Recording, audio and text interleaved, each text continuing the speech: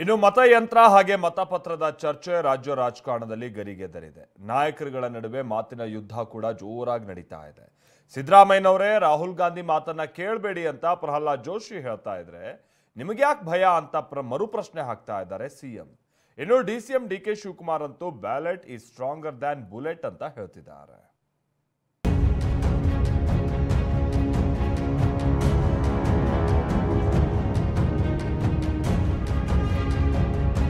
ಎಲ್ಲಾ ಕಡೆಯೂ ಮತಯಂತ್ರದ ಮೂಲಕ ಚುನಾವಣೆಗಳು ನಡೆಯುತ್ತಿವೆ. ಆದರೆ ರಾಜ್ಯ ಸರ್ಕಾರ ಸ್ಥಳೀಯ ಸಂಸ್ಥೆಗಳ ಚುನಾವಣೆಯನ್ನ ಮತಪತ್ರದ ಮೂಲಕ ನಡೆಸಲು ಮುಂದಾಗಿದೆ. ಈ ಬಗೆಗಿನ ಶಿಫಾರಸ್ಸಿಗೆ ಸಂಪುಟ ಕೂಡ ಅಸ್ತು ಅಂದಿರೋದು ಹೊಸ ಚರ್ಚೆ ಹುಟ್ಟುಹಾಕಿದೆ.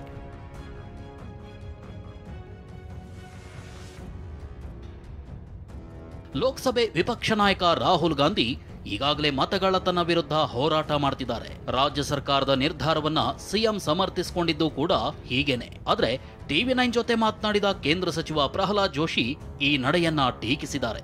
ಅಪ್ರಬುದ್ಧ ರಾಹುಲ್ ಗಾಂಧಿಗೆ ನಿಮ್ಮ ಅನುಭವ ಬಲಿ ಕೊಡಬೇಡಿ ಅಂದಿದ್ದಾರೆ. ರಾಹುಲ್ ಗಾಂಧಿ ಅವರು ಹೋರಾಟ ಮಾಡ್ತಾ ಇದ್ದಾರೆ. ಬಿಹಾರ್ನಲ್ಲಿ ಎಲೆಕ್ಷನ್ ಇದೆ, ಅಲ್ಲಿ ಹೋರಾಟ ಮಾಡ್ತಾ ಇದ್ದಾರೆ. ಮಾದೇವಪುರದಲ್ಲಿ ಯಾವ ತರ ಆಗಿದೆ ಅಂತ, ಹೆಂಗೆ ಸೋತು ನಾವು ಅಂತ ಎಕ್ಸ್ಪ್ಲೇನ್ ಮಾಡಿದ್ದಾರೆ. ನಾನು ಸಿದ್ದರಾಮಯ್ಯನವರಿಗೆ ಒಂದು ಸಲಹೆ ಕೊಡ್ಲಿಕ್ಕೆ ಬಯಸ್ತೇನೆ.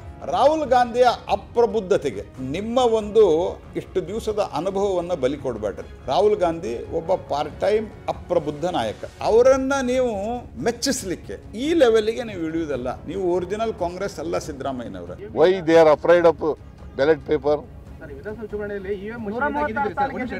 ಅನ್ಯಾಯಗಳು ನಡೀತಾ ಇರ್ತಕ್ಕಂಥದ್ದು ನಮಗೆ ಅನುಭವದಿಂದ ಹೇಳ್ತಾ ಇದ್ದೀವಿ. ಇನ್ನು ದೇಶ ತಂತ್ರಜ್ಞಾನದಲ್ಲಿ ಮುಂದುವರಿಯುತ್ತಿದೆ. ಈಗ ಮತಪತ್ರಕ್ಕೆ ಮರಳೋದು ಶಿಲಾಯುಗಕ್ಕೆ ಹೋದಂತೆ ಅಂತ ಸಂಸದ ಕೋಟಾ ಶ್ರೀನಿವಾಸ್ ಪೂಜಾರಿ ಲೇವಡಿ ಮಾಡಿದ್ದಾರೆ. ಈ ಮಾತಿಗೆ ಪ್ರತ್ಯುತ್ತರ ಕೊಟ್ಟ ಸಿಎಂ ಸಿದ್ದರಾಮಯ್ಯ ಬೇರೆ ದೇಶಗಳು ಹೋಗಿದ್ದಾವ ಅಂತ ಪ್ರಶ್ನಿಸಿದ್ದಾರೆ.